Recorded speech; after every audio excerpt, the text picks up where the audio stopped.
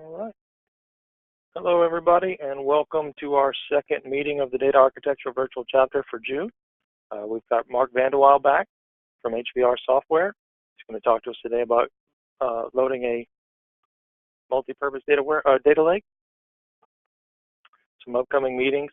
We've got Tim Radney on July 11th. That's our next meeting.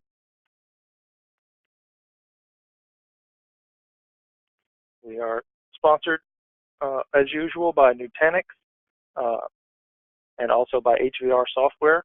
We're very grateful to have both of them on board as sponsors. They make this possible for us, so make sure to thank them for all their support. If you're able, the PASS Summit is coming up November 6th through 9th in Seattle, Washington. It's a great event, a lot of learning over 3 or 4 days. You can register before June 29th and save $300 on the cost of your ticket. If you want to save even more money, you can use our virtual group discount code and save $150 off your registration. Some upcoming virtual group meetings. AppDev on June 28th. We've got our other one on July 11th there. There's all kind of virtual groups. Be sure to find something in technology or in a language that interests you. Upcoming SQL Saturdays. If you've never been to a SQL Saturday, they're like mini PASS summits. They're volunteer run, take place typically on a Saturday, but some are actually on Fridays. SQL Saturday Houston is this weekend, and just as my own personal plug, SQL Saturday Baton Rouge is August 11th. Looks like we're going to have a good time there. That's our 10th anniversary, so please come to that if you're able. And that's all I've got. So with that, I'm going to switch over to Mark. Thank you very much. Thank you, Ken. And thanks, everyone, for joining today. So today's topic is feeding a multi-purpose data lake. Again, my name is Mark Vanderweil. I'm CTO at HVR. Joined the company about 4 years ago. Throughout my career, I've been working on data replication projects as well as database projects, and seen a number of databases, of course, including SQL Server, but some others as well. So today we're going to be talking about feeding a multi-purpose data lake. And well, just to give us a feel for what we're talking about, first of all, I'll introduce HVR technology. We provide, we'll use it to populate data lakes. It's commonly used to populate data lakes, so I want everybody to understand what the technology is, what it does. Then we'll do a quick level set on what everybody understands is a data lake. I think it's sometimes a somewhat overloaded term. And then we'll evaluate a variety of technology choices, because at the end of the day, a data lake, in my opinion at least, per my definition, it doesn't prescribe a particular technology choice. So you, as a data architect, as a database administrator, as a technical contributor to building out a data lake, you would have a say, a voice in what the technology choice should be. So I think I want to arm you with arguments why one option may be better than another. Then we'll do a live demo here, and then at the end of the session, there's room for Q&A. If you do have questions, please use the Q&A option in the GoToWebinar screen. All right, so what does HVR do, or what do we help our customers achieve? And the answer to that question is really the top line on this slide here. It's real-time data integration at scale. So we're doing generally log-based change data capture at the source, and then we do continuous data integration into a destination. We do this for heterogeneous environments, so there is we support a number of different source technologies. We support an even larger number of destination technologies, and we'll have an overview coming up of the various technologies that we support. And we take our name to heart when we say we do that at scale. HVR was originally created as the name was created based on the abbreviation for high volume replication. We do this for customers at large scale. We do this at customers who have just enormous volumes of transactions going into individual systems. We also do this for organizations where there's just a lot of individual systems involved in a real-time continuous data integration scenario, or both, right? We also see organizations who have both very busy systems, but also very many of them. So typical use cases that we see our technology get deployed for is data lakes or data warehouses. Of course, there's a bit of a gray area between the two, and we can dive more into the details there later on. There is cloud. We see a lot of cloud use cases. Now, of course, cloud isn't necessarily a different use case from a data lake or a data warehouse. In fact, we see a lot of organizations now who decide that they should build a data lake, and they decide to build the data lake in the cloud. And even though a lot of the data sources, we still see those in an on-premises environment. Destination could be the cloud, and it could be a data lake, right? It could be Azure Data Lake Store, for example. Lots of real-time analytics, of course, again, that is closely related to the data lake, data warehouse use case, but it's in some cases also simply a reporting system, right? My SQL Server database is already busy as it is. Server is 60-70% loaded on a typical day, and maybe 80-90% on a busy day. Well, in that case, maybe if you could offload some of that reporting load, some of those analytics that are running directly against your SQL Server database to another system, that would be beneficial. And you want the other system, of course, to be in sync. And data replication technology enables you to do something like that. And then we have organizations who geographically distribute workload on their systems using HCR. They run active setups, if you like, with quite literally databases running on different continents, with the technology keeping the databases in sync and doing conflict detection and resolution as needed.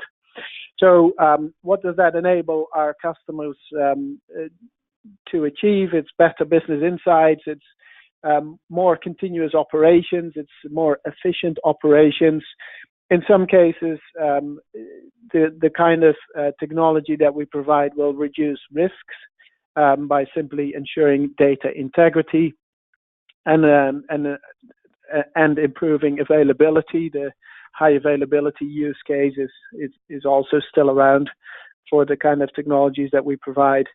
And then lastly, improving efficiencies. We're better utilizing systems, better utilizing servers, and instead of having to upgrade an environment, we can offload some of the work, specifically some of the analytical workload. So let's talk about data lakes, the topic of today's presentation.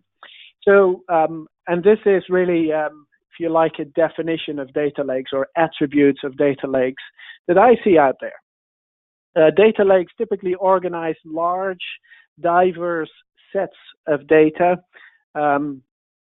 There is, we see a variety of sources. I have another slide coming up where I show you the kind of sources that we see feeding into data lakes, and it's no longer just, let's say, your transactional databases that feed the data lake. No, there's additional sources. There's maybe external sources. Maybe there's social media feeding into your data lake. Maybe you're taking log files off of your web servers and feeding those into the data lake, et cetera, et cetera.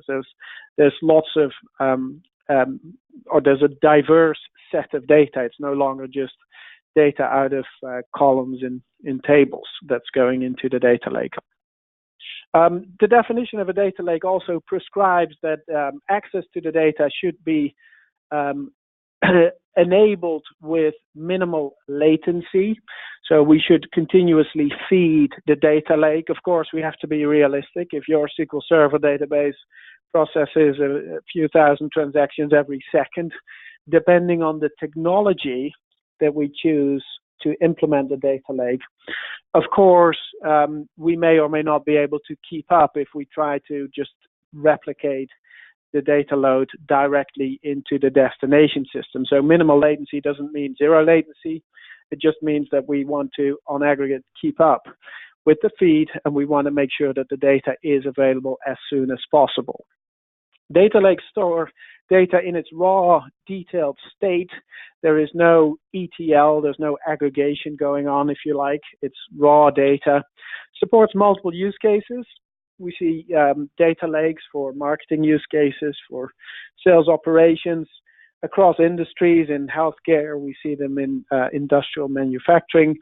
We see data lakes for retail. We see data lakes everywhere. So there is, there's really, data lake seems to be the new popular term. It's certainly something that also you hear a lot about at like a TDWI conference, etc. as well. And then lastly, almost by definition, the data lake supports multiple architectures, and that goes into the technology choices, right? So there isn't necessarily a prescribed way of building a data lake. There's multiple options, and we'll look at those further down. So here is an example for a data lake, right? So if we start at the top left, data lakes may be fed just file-based data, right? There could be web logs, there could be other logs that are just simply generated on servers because the servers run, and there's some program that generates a log file, and as part of the analytical use cases that the end users want to run against the data lake, they would like to include the data of that application. For example, they're looking for trends that may be related to, let's say, some operational aspect of an application that generates a log file, and by including the data from the log file, they can get some insights into correlations between certain events. There could be Internet of Things kind of data, right? Smart coffee machines, maybe generating some data that we want to feed into the data lake. But also think about car manufacturers.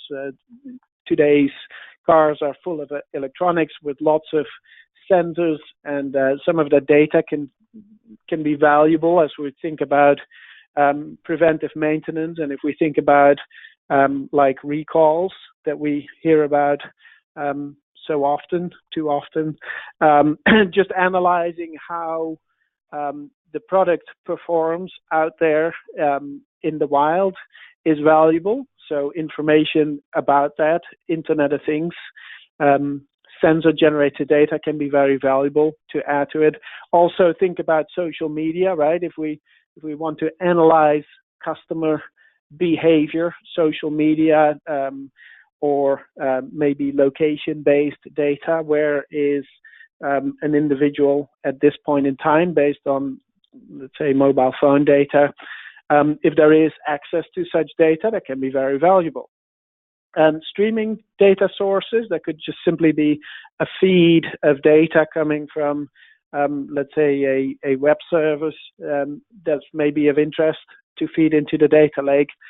But then there's also, bottom left, information from traditional databases that's maybe no longer the bulk of the volume that's going into the data lake, but it can certainly be of a lot of interest.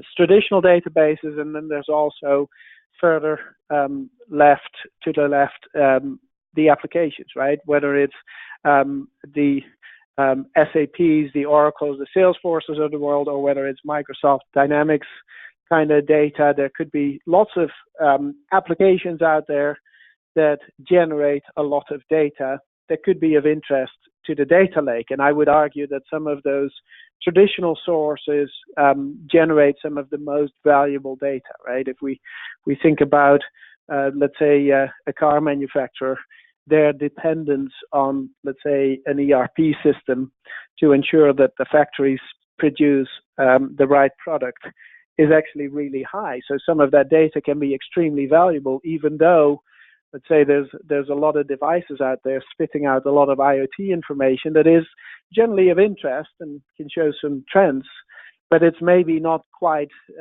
as valuable or as important to add to the mix of the data lake as some of those traditional applications. Now then, if we think about, well, what kind of data, or what is the nature of the data that comes in, I look at this and I see a lot of additive, what I would refer to as additive data, right? If you think about log data, well, that data, if there's a new log record, let's say every few seconds, well, that's a new record into our data lake. And likewise for sensor generated data, every minute I pull the temperature, right? And I need that, I want to add that information into a data lake. That's a new record. Likewise, streaming data. Now, if we think about some of the more traditional applications, traditional databases, those changes are not necessarily additive for every operation. We might just decide that we want to update a customer record, and if the customer detail is of interest to our data lake, well then we need to process an update. We need to know that the road changed, or maybe we need to know at what point in time the road changed, so that depending on the time we're analyzing, we know what customer record, in a sense, to look at. There's also these operations that happen in traditional databases, that happen in applications, which is deleting rows, right? When we just get, let's say, measurements of a sensor, we're never going to delete those measurements unless we decide that we just wanted to perch the data. In a traditional application, it's pretty normal that we're deleting data. So that's really, there's some difficulty involved with processing that data, and that's where if we look at additive versus non-additive sources, I think we have to distinguish the complexity, or we have to be mindful of the complexity of managing that data in a data lake. All right. And with that, we're going to talk about the technology choices for data lakes. Now, the first technology choice that is very common is a file system, right? And think of a file system in a broad sense, right? A file system could, of course, be a local file system that you find on your desktop or on your laptop, but a file system can also be an Azure data lake store, or it could be a Hadoop distributed file system that's out there. And the reason a file system is attractive is, first of all, because it's low cost, but second of all, also because it's very generic. It will accept any data. And if you think back to the definition of the data lake, remember I included something that said, well, there's a variety of data sources that feed into the data lake. It could be almost any kind of data. So a file system is very attractive to that. Now, whilst the file system is attractive, as you probably start thinking about some of the benefits and the disadvantages of using file systems, there's alternatives. And we see organizations leverage some of these alternatives. And one of those alternatives is a relational database. I could, instead of using a file system, I could be using a relational database, and there's benefits to doing that. Now, of course, there's going to be disadvantages as well, as you can think about the variety of data feeding into the database. Well, then there could be some challenges there in processing the data. And then lastly, I put up there what I would refer to as a streaming pipeline. And this is a kind of technology like a Kafka, for example, right? It's a scalable technology that can accept data and that can allow you to essentially run queries on the data as it comes in. And we see organizations use those kinds of technologies as well as part of their data lake strategy in order to perform the kind of analyses, in order to essentially perform the kind of operations or support the decisions that they want to get to by using a data lake. Okay, so let's compare these various technologies. So the first one is a file system, and the benefit of the file system, like I mentioned already, is low cost, right? Probably one of the cheapest ways to store data is to store it on a file system, and even in the cloud, you would find that the cloud resource of storage is one of the lowest cost, if not the lowest cost option that you provide, that the cloud vendor would provide. Cloud system also has a sheer infinite scalability, right? Azure Data Lake Store, think about the volume of data that I'm sure by now organizations put into the data store.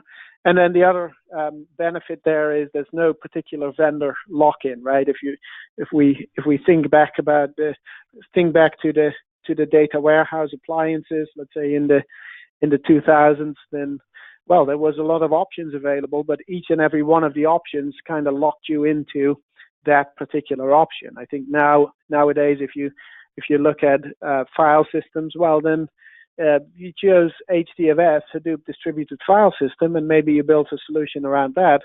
Doesn't necessarily mean you have to go with any particular vendor, let's say Cloudera or Hortonworks or MapR. You've got options available, or you go with an Azure Data Lake Store, and you still have similar capabilities there with HD Insight to run Hive on top of the data if that's what you decided to do. So file systems have much less of a vendor lock-in than some of the alternative options. Now, but then there's disadvantages as well, right? So in the first disadvantage, I think for anybody who plays with Hive out there on a real data volume, you would realize that it's more difficult and also a little bit slower to query the data if we compare it to, let's say, querying a SQL Server database or a SQL data warehouse. And another disadvantage is you'd often would like to look at a current state or a state at a point in time. I mean, if we think back to the previous slide where we talked about the differences between non-additive and additive sources on a file system, we cannot just easily modify an existing record. File systems, almost by definition, are append only. It's only when you start, when you create some software on top of the file system that you can get different behavior. But if you go to a raw file system, then you can append data or you could delete it, but you cannot easily change it. So computing the current state, of course, is possible, and there is always information, additional information available to get to the current state, but it's extra work. It's not quite as easy to get to the current state. And then the last disadvantage is really around trust in the data, and trust in the data has multiple aspects. So first of all, if you think about your traditional relational database, right, and I'll start there and not focus so much on some of the other data sources for the data lake. I'll start at the relational database because I think, well, that's where a lot of us have our background, but also that's where some of the most important data sources reside. If we think about how the traditional relational database behaves, then we understand, well, there's a concept of a transaction in a database, and typically a transaction, you either see the result of a transaction or you don't. You don't really see like through the middle of a transaction. So if I have a customer record, and in a single transaction, I create a new customer record, and then I insert an order for that particular customer, and that order has multiple order lines, well, then I know within the context of that transaction, I have a consistent view of the world, and either as as another user on that same database, either I can see the customer, the order, and the order lines, or I can't see any of that data at all. There's some consistency going on. Now, if we take that data, put it onto a file system, generally the way we see data lakes being built on top of a file system is by having files for individual tables. So by having files for individual tables, then of course we're losing some of that additional value that the database provides of having the concept of a transaction, and suddenly we end up with individual files for customer records, for order line records, and at that point, how can we ensure that the user is not going to see any order data for a customer that hasn't made it into the data lake yet, or likewise make sure that every order has order lines? Maybe there's a business rule that defines that, or having order lines with no order record. That would be odd, right? So that's one aspect of trust in the data. The other aspect of trust in the data has to do with just the way we access the data in a database, right? In a database, we have tables and columns, and we understand how that works. So we know we can run our BI tools against it. And now we're taking that data out of the, if you like, the comfort zone of understanding tables and columns, and we're pushing it onto a file system. Who says that the data on the file system is in fact the same data that we were looking at in that comfortable SQL Server database on the source side? So there is something about the trust in the data that is difficult to deal with, right? You want a data lake implementation to be a success, so you have to ensure that the data scientists, whomever is going to be accessing the data lake, will have a trust in the data. Then there's the technology of the relational database. I imagine that most, if not all, of the audience are familiar with the concept of a relational database. Relational database is, of course, easy to query, typically fast performance, right? And depending on the use case, you might pick a different flavor of a relational database. If the workload is more transactional, you go with SQL Server. If it's more analytical, maybe you go with the SQL Data Warehouse option. Provides a current state automatically, right? It's easy to update rows. It's easy to delete rows for those non-additive sources. We can easily manage that. And it's also easy to compare the data and to have the trust in the data, because we can select the data out of rows and columns on one side. We can look at, even though it might be a different technology, we could still run queries against tables, get rows, get columns on the other side. And some of the disadvantages of a relational database are it's a more expensive option, right? It's no longer the low-cost option of a file system, and it's also an option that makes it more difficult to switch from one to the other, because whilst there is ANSI SQL that is by now really old, and everybody claims they're compatible with it, well, the reality is that every single database technology that I've seen has something specific to it. So when you build your solutions, when you write your applications, when you write your queries against the database, the query is going to be slightly different if you go against a different technology, depending on how sophisticated you get, of course, in your queries or your data manipulation.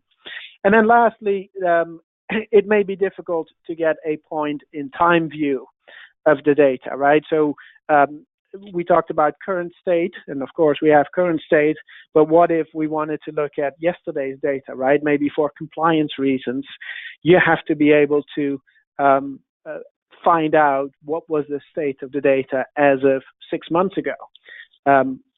In a relational database, in a traditional relational database, also related to the amount of data that you'd end up storing, oftentimes it's difficult to get that point in time view.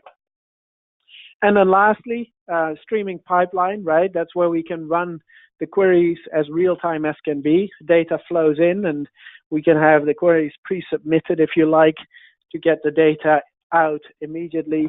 But then disadvantages include that there's very limited history, and then similar to the file system technology choice, there is a challenge there with the trust in the data. The data simply looks different than it did when it was sitting in some of those traditional relational databases. It's no longer tables and columns per se.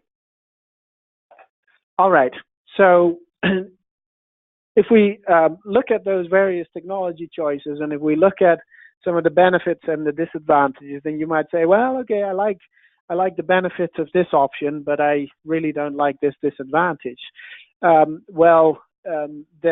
Then that's where there is always an option to not choose, right? So maybe what you'd like to do is capture the changes out of a variety of data sources, and maybe some of the data you don't necessarily want to store it once, but you want to store it more than once. You want to store it in different systems, and that's where we're actually having quite a few conversations with organizations out there who'd say, well, I want aspects that are easy to achieve with this particular technology choice, but then I also like to get some of the benefits of this other technology choice as well.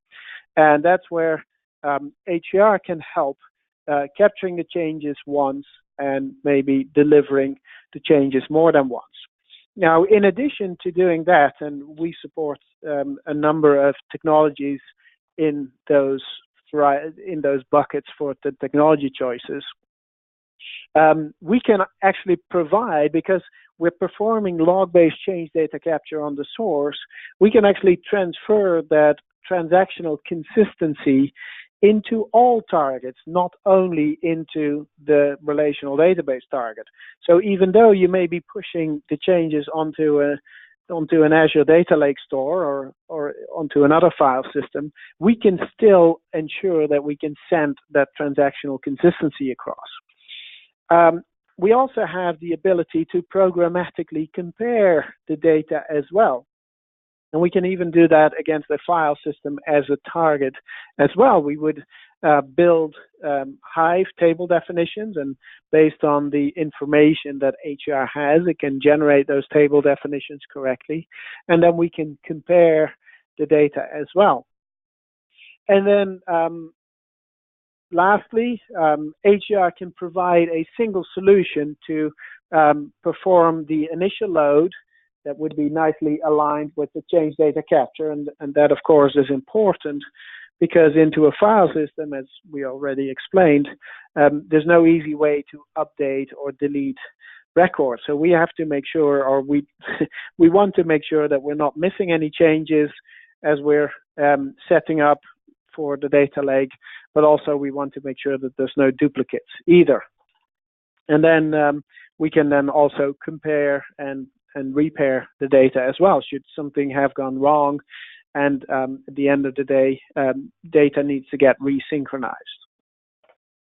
So platform support, there's quite a large number of technologies that are supported as sources, and of course there is a number of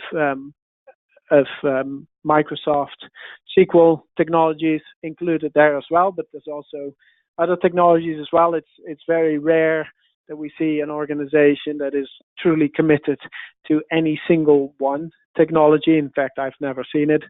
The organizations that we work with always have a number of technologies, and that may be because they acquire other organizations, or maybe because over time technology preferences shifted. There's a lot of technologies involved. And then on the destination side, there's of course an even larger number of options. Towards the top of the diagram, you'll see a variety of technologies, and then closer to the bottom, you'll see different formats, right? And those formats come into play when we talk about some of the destinations that we support. So if we're going into a file system, let's say, well then you have the option to choose for a traditional CSV, comma separated or delimiter separated format. but maybe you're more familiar or more comfortable creating applications around data in a JSON format or in an Avro format, or you're worried about data volumes and you want to take advantage of the compression benefits that a Parquet provides. So there's lots of options there. And then if there's always technologies, of course, that are not on this slide. We can also quickly spin up a new technology, particularly on the destination side, using at the bottom right our agent plugin technology as well. And with that, what I thought I'd do is I'd put together a quick demo to kind of show you some live data flowing along the lines of the scenario that I described. Now, unfortunately, so first of all, this is the HR user interface, right? So this is when it first comes up. You'll see a start page that enables you to go and find out some more information. But then when you dig into the details, you create a hub. A hub is kind of the central point of control.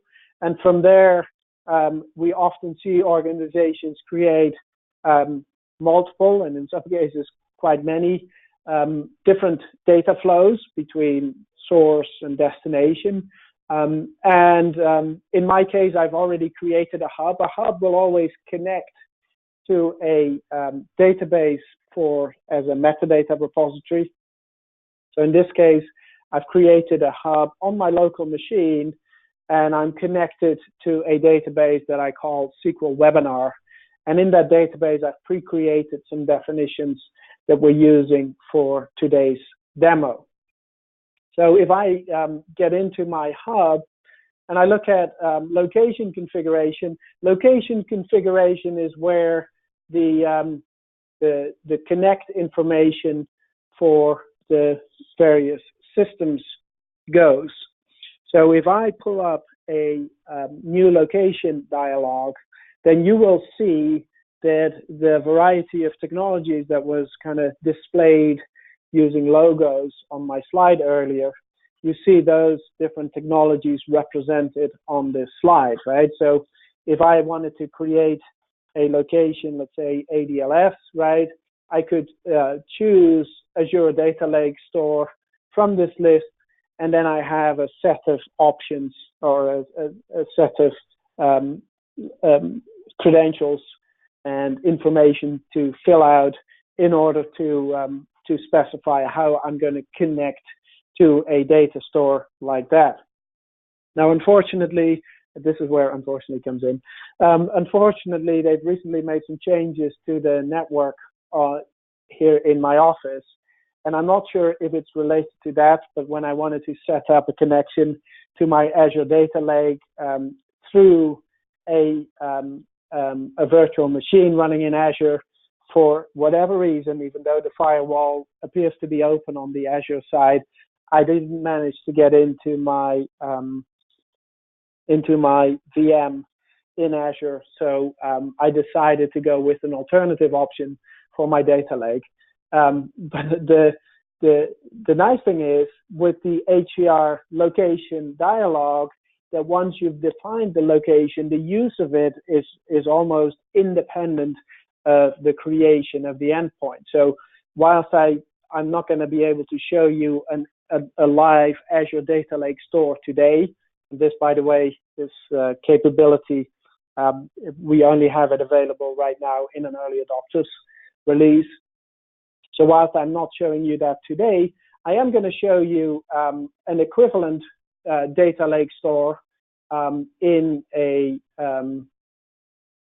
inside of a Hadoop cluster, and that Hadoop cluster runs on a different machine, and I'm pushing changes into a local directory, into an HDFS directory onto that machine, right? And then I have a connection defined for Kafka, right? So this is where we're going to push the changes into Kafka, and then I have connections set up for various databases. And then here is a setup that where I've got 9 tables and those 9 tables are pushed into 3 different destinations, and I use different rules for the different destinations. And this is here towards the bottom right, you see what the various rules are. And I'm not going to go into the details. HDR uses the concept of an action to define what's going to happen to the data. And what you see here is that most of the actions that I created apply to all of the tables. In fact, in my case, all of the actions that I've created apply to all of the tables. And that is one of the powerful ways that we enable our users to create a scalable infrastructure, by having the ability to set those actions at group level for all tables, or for all groups in some cases. And we can say, well, okay, this applies to all tables. So whether I have 9 tables in this case or 1,000 tables, it wouldn't make any difference. I would have the same amount of work to set up my integration. And then if we look at one of those individual actions, we could see there's a number of options. I could change where this action is relevant.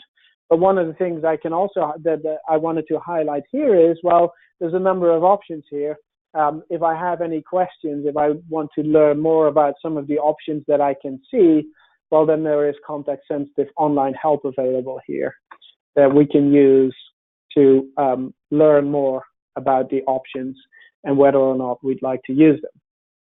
So I've initialized this. This is up and running already. If I look at the log here, we can see, well, there's no activity on the system.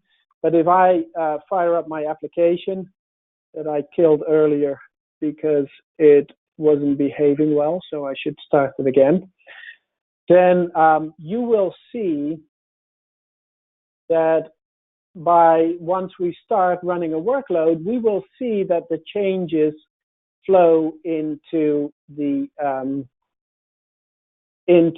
destination systems, right? So I'm going to press the green button here. Green button means let's go. So let's go. And you will see that as soon as the load starts hitting the database, this technology starts capturing the changes, right? And we're capturing, let's say, between 100 and a couple hundred transactions every single second. And we're pushing those into our destinations. And well, on the data lake side, we've chosen to run once every minute. That is to limit the number of files that get created. But into the database, into the relational database, I didn't really show you a lot about that, but database is actually very simple, right? We're simply pushing changes into the database. Doesn't get much simpler than that. And into Kafka, we run in a continuous mode. So if we just take a quick peek into Kafka, into Kafka, we by default get 1 topic per table, right? If I look at the topic of district and I start at the beginning, and this is a simple command line interface into that particular topic, you see that, well, as HDR delivers those changes into the Kafka queue, you see those changes appear on the system, right? This coincides with HDR delivering the changes into the system.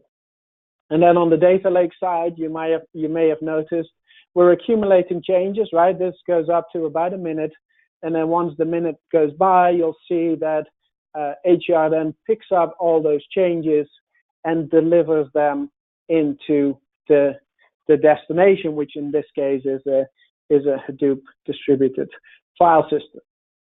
So changes are flowing. I can analyze, I can look at some of the statistics of what's going on, right? Let's say we started today.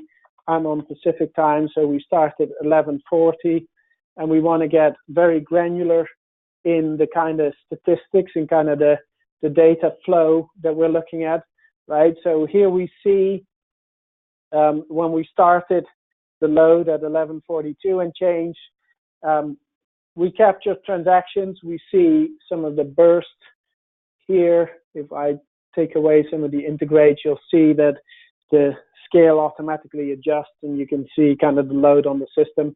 Now, a lot of this runs locally on my machine, so the machine is a little heavily loaded at the moment. And then we can scroll down for more information here, like latency. Of course, the latency here peaks every time because for one of the destinations, we see the latency go up to about a minute, and then all those changes get applied in one shot, and then there it goes, right? If we look at the different locations, then we could see that for the data lake location, that's where we get the spike in latency, and the other ones have far less latency. If I find a latency chart here. Right. Let's go down to the integrate latency, right? If we take away the data lake, then you see that the latency isn't very high at all for any one of the other destinations, right? So that's, in a nutshell, quick overview. Capture once, deliver into multiple destinations. So if I go back to my slide deck here, and quickly summarize the topic at hand here, right? So feeding a multi-purpose data lake. So there's a variety of technology choices to choose from. The common ones that we see out there include file systems, include a relational database, and also include a streaming pipeline, maybe as a temporary mechanism or a temporarily part of the data lake to solve certain analytical needs. And then, looking at the trade-off between those various technology choices, we then have a technology at hand here that can allow you to create and set up a scalable data lake using a capture once and deliver multiple or deliver many times kind of approach. So with that, I wanted to thank everybody for attending today, and I wanted to see, Ken, if there's any questions that we can answer for today's webinar. I think you answered a lot of these in the session, but a couple here. Can you explain the relationship between a data lake and a traditional data warehouse? Absolutely. Yeah, I think that's a very good question, Ken, and it's a question that we hear a lot because, quite frankly, organizations are still struggling to understand, well, what's this data lake thing versus the data warehouse that we have generally. And one of the things that we see a lot is, or the way we describe it is, for a data lake, we go back to the definition of the data lake. First of all, we typically see more different sources feeding the data lake compared to a data warehouse. We also see for a data lake, of course, there's the continuous feed, but there's also the kind of the defining criteria. One of the defining criteria of the data lake is that the data is stored in its raw state. And that's not necessarily the case in a data warehouse. Of course, data warehouse, there's still multiple theories around, well, the data warehouse and how does it relate to an operational data store. And arguably, the data lake is closer to the operational data store in storing data in its raw format. In a data warehouse, we typically see that there's some data manipulation, some extract load transform, ELT or ETL, extract transform load, that has taken place on the data on the data warehouse. And then also from a technology perspective, Ken, I think we see the data warehouse is more still the place of the traditional data warehouse technology, whether it's still more of a transactional processing system like a SQL database. We see those a fair amount for data warehousing, but then it could also be a technology that's more built for the kind of analytical use cases, and whether that means it's an Azure data warehouse or whether it's a Teradata or some of the other well-known technologies, those are commonly used for the data warehouse as well. I hope that answers the question. I think so. The next question, can you talk any more about the tools or technologies that you need for a data lake? Absolutely. Yeah, so I think a data lake, of course, so one of the defining criteria, again, talked about the latency, talked about the nature of a continuous data feed. So you'd need a technology like, a technology that enables you to feed data with low latency into a data lake. But you're also going to need technologies to get the data out of the data lake as well. And that's where I think in some cases you're going to use a BI tool, right? A BI tool that maybe you already use for a data warehouse or a reporting use case, where you want to do some data discovery in the data lake. The data lake isn't necessarily the endpoint. The data lake may in fact be the source for a data warehouse, right? Coming back to the previous question about what's the difference between a data lake and a data warehouse. We often see data warehouses having at least one feed coming in from the data lake, and maybe it's the only feed that comes into the data warehouse. So there may still be a need to have an ETL or an ELT technology in the mix as well. So I think from a technology perspective, you'll need the technology to store the data lake, the choice of your data lake. You'll need a technology to access the data, to do data discovery, data exploration, to run your analytics against the data lake. And then you may still need a technology to manipulate, standardize, maybe even cleanse some of the data as well. And that's where I think some of the more traditional ETL or ELT technologies come in. And this last question kind of goes back to something you said earlier in the presentation. How do you maintain the transactional consistency inside the data lake? I know you mentioned that was something you could do. Can you talk more about how you do it? Yep, absolutely we can. And that's so the way we do this with our technology is because as we capture the changes, as we're doing log-based change data capture out of the traditional sources, we can see the kind of data, we can see the transaction boundaries. In fact, by default, we maintain those transactional boundaries when the destination is a relational database. Into a file system, we have the concept of manifests, and we can output in a manifest file, which is essentially a JSON document. We can output what was the data that we just finished pushing into the destination. And as we push changes into a destination, we will always push the changes by default in a transactionally consistent point in time. So at a commit time of the source, if you like, right? We may be bundling a number of commits in a single flow or in a single delivery. But at the end of the day, we're always at a transactionally consistent point. And then in the manifest file, we describe the data that was pushed into the destination. In fact, I can quickly show you an example here because I was pushing manifests here. If I take a look, for example, in the manifest file for what we delivered onto HDFS, right? So this was today. We pushed a file here for the initial load that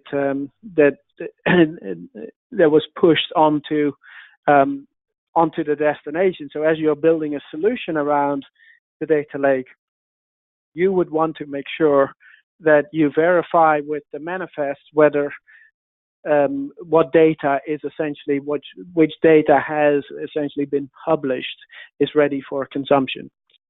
So that's how we manage the transactional consistency in the non-relational data sources, as data stores, if you like. So that could be a file system, that could be a streaming pipeline, like the Kafka example that I was showing.